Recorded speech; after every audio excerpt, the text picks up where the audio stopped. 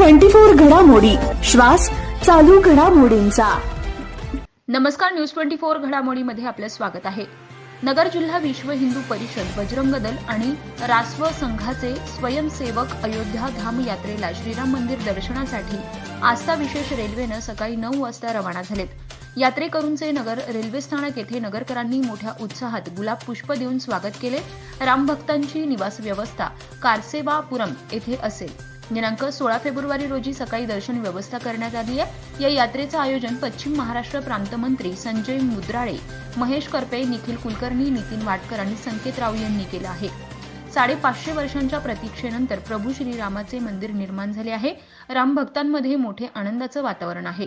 नगर जिल्ह्याची ही पहिलीच यात्रा असून नगर शहरात मोठ्या उत्साहाने यात्रेकरूंचे स्वागत करण्यात आले। प्रभू श्रीरामांचं मंदिर आणि दर्शन होत असल्यानं रामभक्तांमध्ये मोठ्या उत्साहाचं वातावरण दिसून येत आहे, असं प्रतिपादन विश्व हिंदू परिषदेचे प्रांत अधिकारी दादा ढवण बोलताना म्हणाले।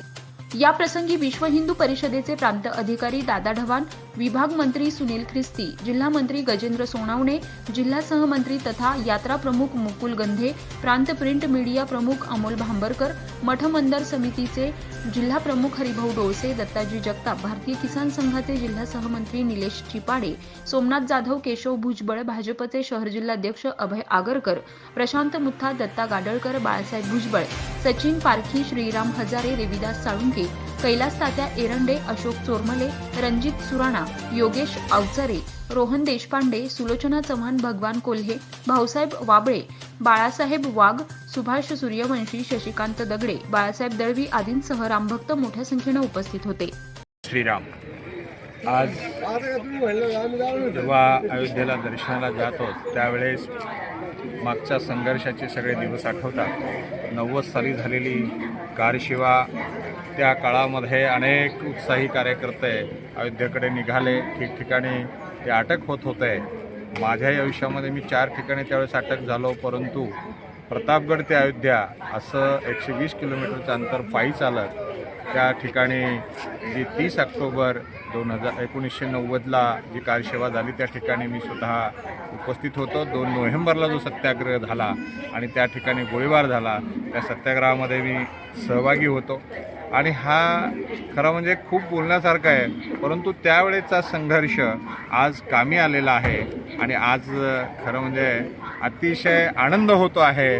मनामध्ये याच देही हे आपल्याला पाहायला मिळालं आणि प्रभू रामचंद्राचं मंदिर त्या ठिकाणी उभं राहिलं आहे आणि त्या दर्शनाला जाण्याची अत्यंत उत्कंठा लागलेली आहे आणि खूप खूप आनंद होत आहे। जय श्रीराम, जय श्रीराम, जय।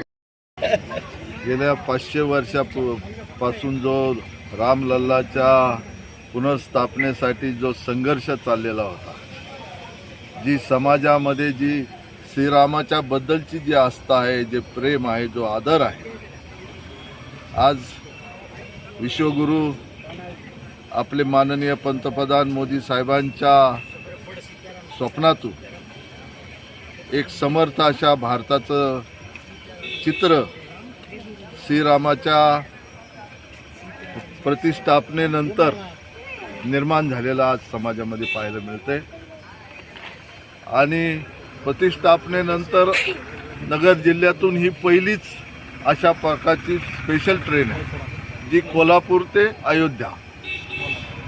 त्यामध्ये अनेक स्वयंसेवक आहेत, अनेक बजरंग दलाचे कार्यकर्ते आहेत, विश्व हिंदू परिषदेचे कार्यकर्ते आहेत आणि त्यांचा एकंदरीत उत्साह पाहता आम्हाला सुद्धा असं वाटायला लागलं की आपण सुद्धा यांच्याबरोबर का जाऊ नये। परंतु आम्ही निश्चित अर्थानं पुढं आम्ही अयोध्येची सफर करणार आहोत, निश्चित त्याच्या रामलल्लाच्या दर्शनाला जाणार आहोत।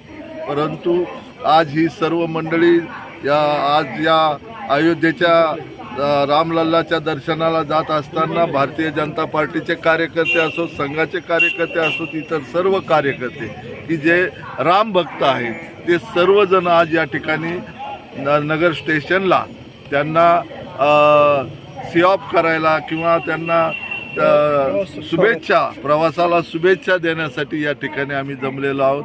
निश्चित अर्थानं त्यांचा प्रवास सुखकर आणि सुखमय होईल अशा प्रकारची अपेक्षा व्यक्त करतो आणि रामलल्लाचं दर्शन त्यांना चांगल्या प्रकारे घडेल अशा प्रकारची व्यवस्था देखील करण्यात आलेली आहे. त्यामुळं त्यांना पुनश्च त्यांच्या प्रवासाला खूप खूप शुभेच्छा.